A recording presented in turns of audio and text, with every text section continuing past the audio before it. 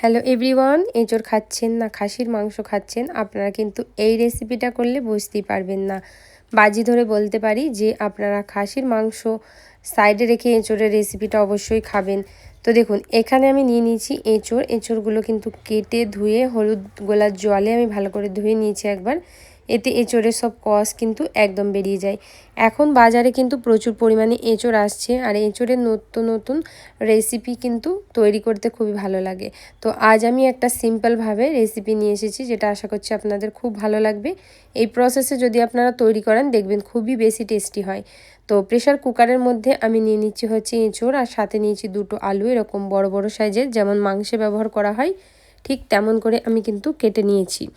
তো এবারের মধ্যে দিয়ে দেবো হচ্ছে 2 চামচ মতো সরষের তেল। এই এঁচোড়টা সিদ্ধ করার সময় অবশ্যই সরষের তেলটা দেবেন, তাহলে এঁচোড়টা খুব সুন্দরভাবে সিদ্ধ হবে। আর সাথে দেখুন, এখানে আমি কিন্তু দিয়ে দেবো হচ্ছে অল্প পরিমাণে জল দিয়ে এখানে কুকারে 2টো সিটি নেবো। 2টো সিটি নিলে খুব সুন্দরভাবে সিদ্ধ হয়ে যাবে। এতে কিন্তু কোনো রকম নুন হলুদ আমি ব্যবহার করিনি, এই জিনিসটা মাথায় রাখবে। দেখুন কত সুন্দর পারফেক্টভাবে সিদ্ধ হয়েছে, কিন্তু একটা এঁচোড়ও ভেঙে যাবে না, এটা অবশ্যই আপনারা দেখবেন পুরো রেসিপিতে। অপর দিকে দেখুন, এখানে একটা কড়াই নিয়ে নিয়েছি। এবার কড়াইটাকে নিয়ে এর মধ্যে আমি তেল নিয়ে নেবো পরিমাণ মতো, পর্যাপ্ত পরিমাণ তেল নিয়েছি। যেহেতু মাংসে একটু তেলের পরিমাণটা বেশি লাগে, সেই জন্যে কিন্তু এখানে আমি তেলটা সামান্য একটু বেশি ব্যবহার করেছি। আপনারা আপনাদের পরিমাণ অনুযায়ী কমও ব্যবহার করতে পারেন।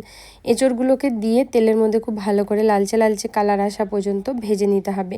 সুন্দর করে আমি লালচে কালার আসা পর্যন্ত ভেজে এঁচোড়গুলো তুলব। তো দেখুন, এঁচোড়গুলো কিন্তু এখানে সুন্দরভাবে ভাজা হয়ে গেছে। এবার আমি এঁচোড়গুলোকে তুলে নিচ্ছি। তো তেলটা ঝরিয়ে নিয়ে আমি খুব ভালোভাবে কিন্তু এঁচোড়গুলোকে এবার আমি এখানে তুলে নেব। তো এঁচোড় তোলা হয়ে গেলে ওই তেলের মধ্যেই কিন্তু আমাদের দিয়ে দিতে হবে সেই সিদ্ধ করে জল ঝরিয়ে রাখা আলু। এঁচোড় থেকেও কিন্তু আমি সিদ্ধর জলটা ঝরিয়ে নিয়ে তারপরে তেলের মধ্যে দিয়েছি, এতে পারফেক্টভাবে কিন্তু ভালোভাবে ভাজা হয়েছে। তো আলুগুলো সব দিয়ে আলুগুলোও দিয়ে কিন্তু খুব ভালো করে আমি লাল লাল করে আলুগুলোকেও ভেজে নেবো। বন্ধুরা, যদি প্রত্যেক দিনের মতো আমার ভিডিওগুলো আপনাদের ভালো লেগে থাকে, অবশ্যই আপনারা লাইক করবেন, শেয়ার করবেন বেশি বেশি করে, আর সাথে আপনারা চ্যানেলটা সাবস্ক্রাইব করবেন যদি ইউটিউব থেকে দেখেন, আর যদি ফেসবুক পেজ থেকে দেখেন অবশ্যই বন্ধুরা পেজটা ফলো করবেন এরকম নতুন নতুন আরও সুন্দর সুন্দর রেসিপি পাওয়ার জন্যে। সামনেই তো গরম আসছে, গরমে কিন্তু নানান রকমের রেসিপি আমি আপনাদের কথা দিচ্ছি নিয়ে আসবো, খুবই ভালো ভালো। আপনারা কি রেসিপি দেখতে চান সেটাও জানাবেন। আলুটা দেখুন কথা বলতে বলতে ভাজা হয়ে গেল। এবার আলুটা ছেঁকে তুলে নিয়ে ওই তেলের মধ্যেই দিয়ে দেবো 1 চামচ মতো গোটা জিরে, আর এখানে 4টে মিডিয়াম সাইজের পেঁয়াজ আমি এরকম ছোটো ছোটো টুকরো করে কেটে নিয়েছি। টুকরো করে কেটে নিলে কি হবে, গ্রেভিটা খুব সুন্দর হবে, তাই আমি টুকরো করে কেটে নিয়েছি। পেঁয়াজটা নাড়াচাড়া করে খুব সুন্দর করে ব্রাউন কালার আসা পর্যন্ত ভাজতে হবে। এই রেসিপিতে পেঁয়াজটা অবশ্যই এরকম ব্রাউন কালার করতে হবে। দেখুন কত সুন্দর ব্রাউন কালার হয়ে গেছে। এবার আমি এখানে কিন্তু দিয়ে দেবো হচ্ছে আদা রসুনের পেস্ট। এখানে আমি একদমই ছোট্ট মতো 2 ইঞ্চি মতো আদা আর সাথে এখানে ব্যবহার করেছি আমি 4 থেকে 5 কোয়া বড় সাইজের রসুন। তো কোয়া দিয়েছি, কোয়া দিয়ে এটাকে খুব ভালো করে মিহি পেস্ট করেছি। আদার থেকে রসুনের পরিমাণটা সামান্য একটু বেশি আমি ব্যবহার করেছি। এবার আমি এখানে খুব ভালো করে আদা রসুনটা কষিয়ে নেবো। সুন্দর করে ভাজা হয়ে গেলে এখানে আমি দিয়ে দেবো 3টে মিডিয়াম সাইজের টমেটোটা দিয়ে খুব ভালো করে একটু এই তেলের সাথে কিন্তু নাড়াচাড়া করে আমি ভেজে নেবো।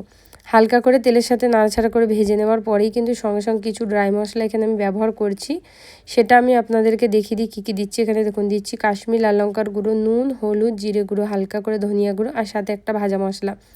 এই স্পেশাল মশলাটা যদি আপনারা তৈরি করতে চান তাহলে শুকনো খোলার মধ্যে সামান্য পরিমাণ জিরে, এলাচ, লবঙ্গ, দারুচিনি, একটা তেজপাতার একটা শুকনো লঙ্কা দিয়ে শুকনো খোলায় ভেজে কিন্তু এই মশলাটা অবশ্যই এর মধ্যে ব্যবহার করবেন।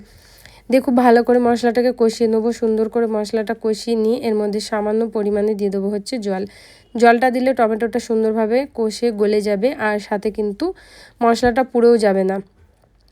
তো অল্প করে জল দিচ্ছি, জল দিয়ে খুব ভালো করে এটাকে আমি মিক্স করে নেবো। সুন্দর করে মিক্স করা হয়ে গেলে এবার এটাকে ঢাকা দিয়ে আমাদের রেখে দিতে হবে যতক্ষণ পর্যন্ত না টমেটোটা সুন্দরভাবে গলে আসছে না।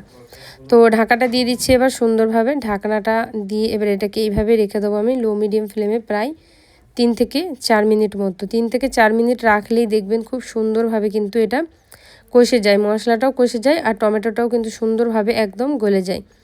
তো দেখুন এখানে 4 মিনিট হয়ে গেছে, টমেটোটা কিন্তু সুন্দরভাবে গলে গেছে। আমি একটু টমেটোর ঘেঁটে দিচ্ছি, আর বাকি টমেটোটা কিন্তু এইভাবেই আমি রেখে দেবো।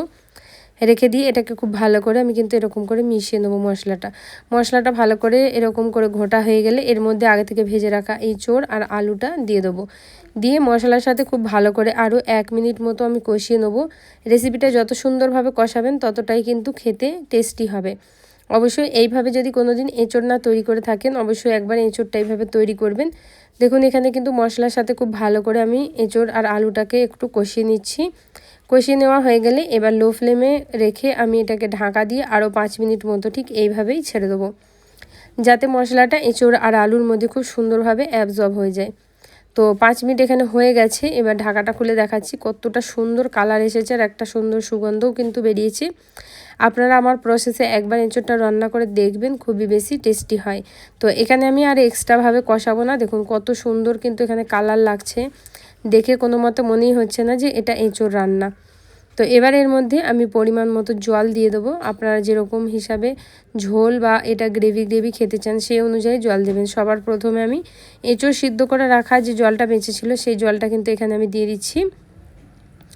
এটা একদমই বেশি কিন্তু মাখো মাখো হয়ে যায়, তাই আমি অল্প করে আর একটু উপর থেকে জল দিয়ে দিলাম। আপনারা চাইলে এখানে গরম জলও ব্যবহার করতে পারেন।